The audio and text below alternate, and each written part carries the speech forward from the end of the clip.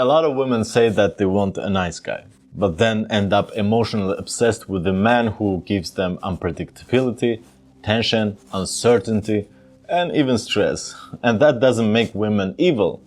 It just says something much deeper about human psychology, attraction between sexes, and biology. First, I don't know what's wrong with me. He's kind, he's consistent, he actually texts me back, and I'm just not feeling it. Like, there's no spark. Aha, the spark. Yes, there's just no chemistry. And describe the chemistry you're used to. You know, butterflies, the thrill, wondering if he likes me, overthinking every single text. That's not chemistry. Yes, it is. That's your nervous system in a state of panic. What? What you call spark is the feeling of you being slightly unsafe. That's not true. You grew up in fear, so peace feels like nothing, and nothing feels like boredom, and boredom feels like he's not the one.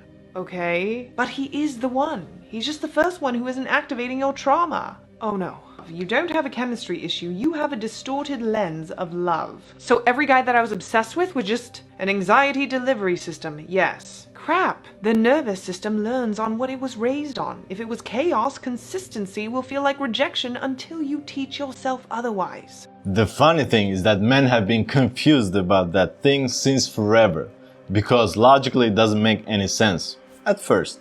I mean, if a person is available, kind, considerate, emotionally stable, respectful, shouldn't that be automatically more attractive?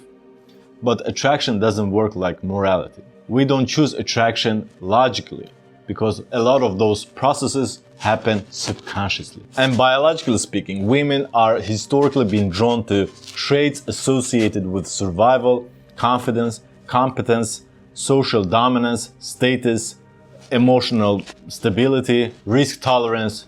The problem is that most of those traits are overlapping with what we now call bad boy. Not because women are consciously drawn to toxic men, but because confidence, social dominance, unpredictability, boldness can signal high values subconsciously. Meanwhile, the stereotypical nice guy behaves in complete opposite way.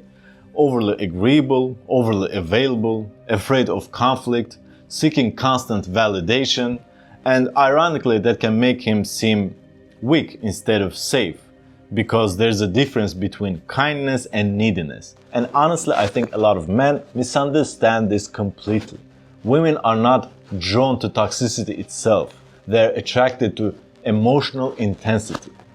The problem is that emotionally unhealthy men often trigger those feelings intensely in the beginning, especially compared to men who are passive, overly cautious, or afraid to express themselves honestly. That's why a lot of women say that they want peace, but emotionally react stronger to chaos, because their nervous system doesn't always distinguish between excitement and emotional instability. And social media made it even more extreme. Now everyone is constantly chasing stimulation. Attention spans are destroyed, people are easily bored, dating has become entertainment. So calm, grounded, emotionally stable people can sometimes feel boring compared to intense personalities, even if those intense relationships are objectively worse long term. I think that the lesson here is not women are bad. It's that attraction and compatibility are not the same. Someone can create strong emotions in you and not be good for your life. Someone can be genuinely good for you and lack those traits that create attraction. The goal is probably not becoming the stereotypical nice guy nor the stereotypical bad boy.